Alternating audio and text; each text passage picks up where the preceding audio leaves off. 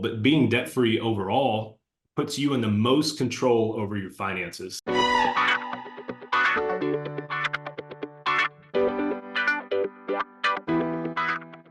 Hey everyone, welcome back to the Retire While You Work podcast. I'm Myles Zuger, wealth advisor here at Adams Wealth Partners, joined by Carson Odom, also a wealth advisor here at Adams Wealth Partners. And today, topic of conversation, continuing with these themes here, is managing debt. So when we're working with clients, a lot of the times on the front end, you focus just on the investments, whether it be investment accounts, 401ks, maybe some real estate properties they own. But also an important piece of the pie is debt and how much debt they're taking on, what their leverage is, what their goals are, and making sure that it's not too much for them to handle. I think as much as the assets are important to the plan, it's also important to know what the debt load is and how manageable is that for you, because that's where we've seen a lot of plans go off track is through just people whose debt got out of control and they didn't have cash to be able to handle it. So that's going to be the topic today. Carson, what do you have to add here on the intro? Yeah, I think there's a general perception of good debt and bad debt. Not all debt is bad. Not all debt is good. I think if we just to kick things off, where my mind goes is to kind of throw some things into each of those buckets. So good debt, in my opinion, is most things that are securitized. So what I mean by securitized is the debt is secured against an asset. So for example, if you buy a home, that is a securitized debt. You're buying a home, let's just say it's worth $500,000. You put a down payment on it of 100 grand, you've got a $400,000 mortgage. In my opinion, that's good debt. You are taking on debt to buy an appreciating asset. So you're taking on debt. Now it costs you something. You've got an interest rate, so you have to pay to service that debt, but you're using it to purchase an appreciating asset. Generally, my belief, and correct me if I'm wrong, but debt to purchase appreciating assets is generally good debt, as opposed to debt used to purchase depreciating assets or expenses can be lumped into the category of bad debt. So for example, running up a credit card to pay for groceries or electronics or shopping and toys, etc., that would be viewed as bad debt, as those are expenses on unnecessary items, or it could be necessary if your food, you just don't have the income to pay for it. You're gonna be paying an outrageous interest rate. Or a vehicle, this is a tough one, whether a vehicle debt would be viewed as good or bad, because lots of factors there. But generally, you're taking on debt in order to buy a depreciating asset. But on the other hand, a good debt would be, in the simplest terms, buying a home. That's good debt. It's appreciated. And I mean, on that car theme, it's, to kind of continue, I think, good debt. Everybody needs a car. Like, so if you can't afford to pay cash for a car, there's probably going to be a car payment. I know the majority, it's a big percentage of cars have a car note on them. I mean, it's just not a lot of people have, cars are expensive nowadays. So you're buying a new car, you need 30, 40, $50,000. Not a lot of people just have that kind of money laying around to be able to purchase a car. So a lot of people have a car note, but that doesn't mean you need to go out and buy $100,000 car when you can go and buy $30,000 car. So just managing that side of it, I think, as well, and just kind of being smart, and getting it to where that's a reasonable expense for you monthly if you're on the car payment and you're not paying. I mean, I see videos all the time on social media where, I mean, people go around and, their car payment's $1,000, $1,200. So if that's a huge piece of your income, I mean, maybe you can afford it. But if it's a big piece and it's stretching you every month, you're probably better off to have something a little bit more affordable for you. I agree. Going back on the mortgage side of things, I've always heard a rough rule of thumb. Obviously, it's a tougher housing market. We talked about this on 2 or 3 episodes ago, just about the state of housing affordability with higher interest rates, higher housing prices. There hasn't really been a correction in housing prices, at least here in Nashville. But if you are purchasing a home, there are a lot of things you have to factor in, not only your principal and interest payment when it comes to your mortgage, but also property taxes, homeowners insurance, and just the cost of owning a home. I mean, you and I know that there are things that go wrong with the house. There are repair people you have to bring in to fix stuff. There are regular maintenance. Yeah. Regular maintenance. Yeah. Lawn care. Or you want to plant some new flowers up front. hang some ferns up, whatever. There's always going to be a cost associated with the home. I've heard a great rule of thumb to go by is don't let your housing costs exceed 25% of your net income on a monthly basis. So, if your paychecks, let's just say you get paid 5 grand 2 times a month, you've got 10 grand net coming in on a monthly basis. Try to keep your housing costs around $2,500 a month. Now, if you're going out and buying a new home, with a higher interest rate, it's going to take a higher down payment in order to get that mortgage payment lower. Now, should you go above 25%? Sure, absolutely. It's all trade-offs these days, but if you can try to keep your housing costs close to that 25% of your net income rate, I think it's going to set you up to have a lot more flexibility with your other spending. Yeah. Yeah, I would agree with that. I mean, I think the biggest piece to all this is just managing debt. So, I mean, what are the extremes in managing debt? I mean, you have the Dave Ramsey approach where you're stuffing money in envelopes and that's your money for groceries every month and your money for the mortgage and the car payment and whatever other expenses you have. I think that's the extreme. And some people need that. Some people need the discipline of this is literally the cash, and that's all that I can spend on these expenses for the month. Yep, But that's a good. little more reasonable maybe is just using some sort of app and really just tracking your expenses. I mean, I would say that's the biggest piece is a lot of people, and this is kind of flipping to budgeting, I guess, but a lot of people just don't even know what they're spending each month. So getting to a point where you at least know what you're spending. Is it going to debt? Is it going to other discretionary expenses? Is it going to non-discretionary expenses? Where is the money going every month? Having an idea of that. And then that allows you to decide, how do we manage this? How do we pay it down if it's student loans or a car or the mortgage and you're wanting to pay that down, which I mean, I could argue that's not the best decision to make, especially if you have a low interest rate on it, but a low interest rate on that property. But knowing where your money's going is the first step in being able to manage that debt. Because if you are somebody who's more debt averse, you're probably wanting to pay that down a little bit quicker. And so you need to know, how much am I spending on stuff I don't really need every month, so that maybe I can start adding that money to my debt payments as to be able to snowball that effect and pay those down a little bit quicker. So I think the first step to managing debt is just knowing what your budget is and where your money is going every month. And absolutely look at priorities when it comes to your finances. Personally, for us, after Rachel and I got married, a house was a pretty top priority. So for us, it was making sure our finances were in order to enable us to buy a home. So if you are sitting in a position where you have credit card interest debt, I think the Dave Ramsey approach to credit card debt is somewhat healthy. I mean, I think it's a great idea to be so amped up to get your credit card debt paid off because the interest rates associated with credit card debt are usually outrageous. We're talking like literally 25 to 30% interest on credit card debt. So Yeah, if you're thinking I about, get like some promo stuff in the just not I get some promo stuff in the mail every now and then. Where it used to be like 0%. It'd be like Mhm. promo rate 0.0% for 6 months or to the end of the year. The last one I got was dropping it down to 9.99%. So it's literally versus going from like 20 to 0, they're Wow, now going from like 30 to 10 as a promo rate to try and get you charged more. So it's like it's that's crazy. crazy. That's the It is first time I'd crazy. seen that.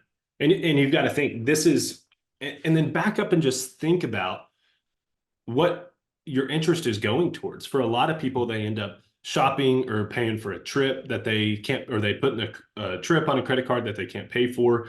And then you pay for some clothes or going on a trip. Just mentally think about it before you get yourself into that situation. If you are in that situation, it's fine. Almost everyone in the country has been in that situation at some point. You've got to start looking forward and past that and think, where do I want to be financially 12 months from now? Let me do everything I can to pay off this credit card debt, get rid of this awful interest rate. Because then you can also be on the office and think, okay, if I'm applying $1,000 a month towards this credit card debt, what can I do with $1,000 a month after I get this credit card debt Mm-hmm. paid off? Then you can be on the offense and think, okay, I've got this debt paid off. I'm not paying the bank 30% interest on these previous expenses. What do I want to do with all these funds? Then you can start to think and say, what are my top priorities? Maybe now it's saving enough to put a down payment on a house to finally be able to buy a home, or maybe it's saving enough to put a huge down payment on a car, and then you can really pay down the loan fast. Essentially, what being debt free now, being debt free along with your mortgage is a long goal, but being debt free overall puts you in the most control over your finances because whether it's debt, subscriptions, that's what creates the feeling of being tight and pinched, no matter how high your income goes, is you have all these monthly obligations, whether it's a Netflix cost or Hulu, um, you name what subscription it ends up being on top of I've got a car payment, I've got this credit card payment, I've got my mortgage payment, I've got this, and this. All of a sudden, your whole monthly budget is just going towards expenses that you're obligated to pay. So being debt free and not tying yourself to a bunch of subscriptions ends up enabling you the most financial freedom, really.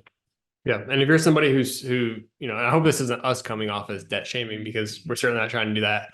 Life happens, and sometimes you have to take on a little bit of debt, rack the credit card up a little bit just to get through. Maybe you lost a job, medical emergency, etc. I mean, life, we certainly empathize with that and know that life happens. But if you're somebody who has a really hard time managing, like the credit card is something that gets away from you every month, the best thing you can do is cut it up and only start using cash. And you don't have to be using physical cash. You can be using a debit card, but truly only spending what you actually have, not taking out credit on a credit card, and racking that up. So again, life happens, but how you react to that, how you overcome that. If you only start racking up a credit card and you look down and you have a $20,000 balance on a credit card from a couple, 6 months of just living, you're gonna have that's not a problem that's gonna last in just another 6 months. That's a problem that could potentially last 10 years for people, and we've seen that before.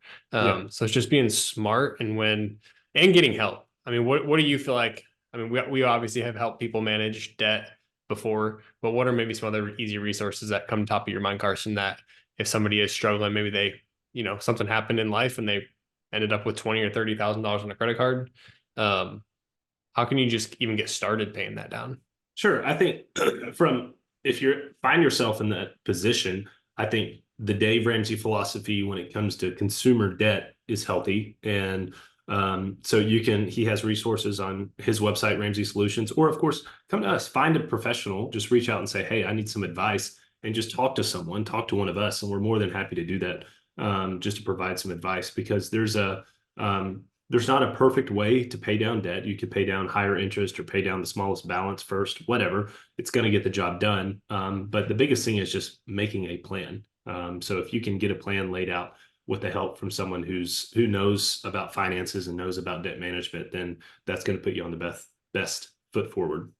Yeah, I would agree. I mean, there's a ton of resources out there. I think a lot of times people are maybe embarrassed to admit it or just don't even know where to start. But I mean, the longer you wait to start, that interest, I mean, at 30% or whatever it is on a credit card right now, is only building up faster. And so for most people, they just need to start.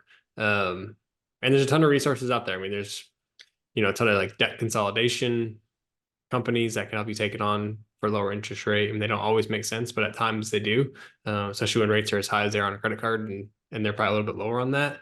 But just being smart, admitting that you need help, and then finding some sort of resource to help you out and just to get started. I mean, again, like Carson, there's a ton of different ways to go about it. There's no right or wrong way to go about managing debt. I mean, it's really whatever works best for you. And at the end of the day, what can help you be successful in getting that knocked down? I'll also say that the current market of interest rates impacts our opinions and advice we would give slightly, not entirely. When it comes to consumer debt, credit card debt, pretty much nothing's going to change because it's just a matter of are you being charged 30% or 20% on your credit card. So that advice is generally going to stay the same.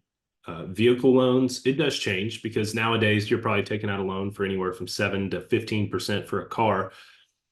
3 years ago, you were taking out like a 1% loan to buy a used vehicle. And arguably, based on your income and responsibility, it almost makes more sense to take out a loan because that's nearly free money that instead of taking cash out of your pocket. And then lastly, on the mortgage side of things, that's also kind of dependent on the current interest rate environment, because if you've got a 2 or 3% mortgage from a handful of years ago, then again, same thing. It's kind of free money to take advantage of. You're borrowing at 2 or 3% on a home that's more than likely appreciating. maybe not the pace of what it was 2 or 3 years ago. And that enables you can make more with your money sitting in a bank account these days than the interest you're paying on your mortgage. Because now you've got a 7 or 8% mortgage. That's a different discussion. There's not a lot of investment items out there that can yield you a guarantee greater than 7 or 8%. I don't know if there's really anything that can guarantee 7 or 8% when you know you're going to save 7 or 8% by applying more towards your principal and saving money on interest on your mortgage. So, Yeah, I mean, yeah, I feel like on the mortgage one specifically, there's so many different, like, it's such a gray area. I mean, almost, I think you would probably agree with me, but almost regardless of where rates are at, it's such a gray area because, I mean, even outside of the consideration of where rates are at, is it your forever home? Has it appreciated a ton in a short period of time and you have a ton of equity in the house? I mean, and the matter of fact of like, you have to pay to live somewhere unless your house is paid for, obviously. So it's like if you're trying to pay your house off, if you're 30 years old and you're trying to pay your house off, and that just means so you can upgrade from I'm making this up, from a $500,000 house to $1 million house, and now you move into $1 million house and you have a $500,000 mortgage. That doesn't make a ton of sense in my book. But if you're somebody who's 60 or 65 and you're closing in on retirement and a goal, and that's, your mortgage is however many thousand a month, and your goal is to have that thing paid off to cut out one of your biggest monthly expenses when your income is going away, that makes a ton of sense. So yeah. even outside of interest rates, when you're talking about the mortgage specifically, it's just really just where are you at in life and what is important to you in the phase of life that you're in. But I would say if you're somebody who's young, and almost regardless of where your rate is, I could sit here and make a strong argument of why you should not pay that house off. Yeah, I agree. Generally, going into retirement, try to be debt free. Try to, of course, there's different exceptions to that, but debt for appreciating assets and good debt when you're young, it's not a bad thing. How about you give like maybe your number one tip for managing debt, and I'll give mine. Put me on the spot. I think when it comes to debt, I think sometimes there can be an unwillingness to share and seek advice, just due to shame. But I think the reality is, debt is extremely common, and all types of situations when it comes to debt, whether it's a huge car payment or a mortgage or consumer debt, etc. It's a lot more common than what you might think. So if you happen to find yourself in this situation, get some help, seek some advice. There's nothing to be ashamed of. If anything, it's more encouraging and something to be proud of by seeking advice from others.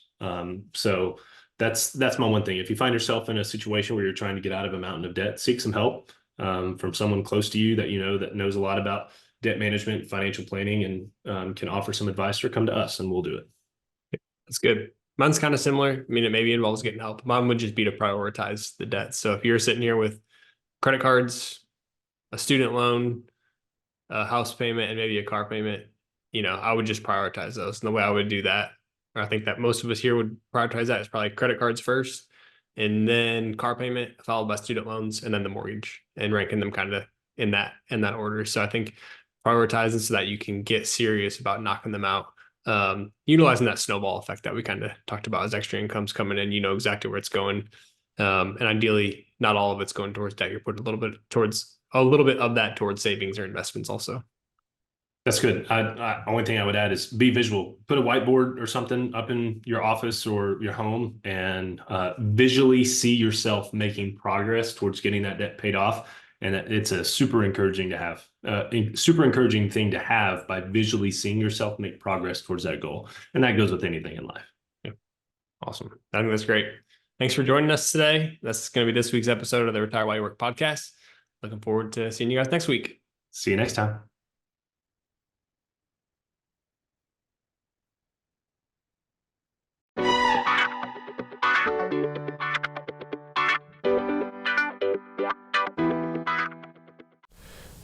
Any opinions are those of myself and not necessarily those of Raymond James. Expressions of opinion are as of this date and are subject to change without notice. The information contained in these podcasts do not purport to be a complete description of the securities market or developments referred to in this material.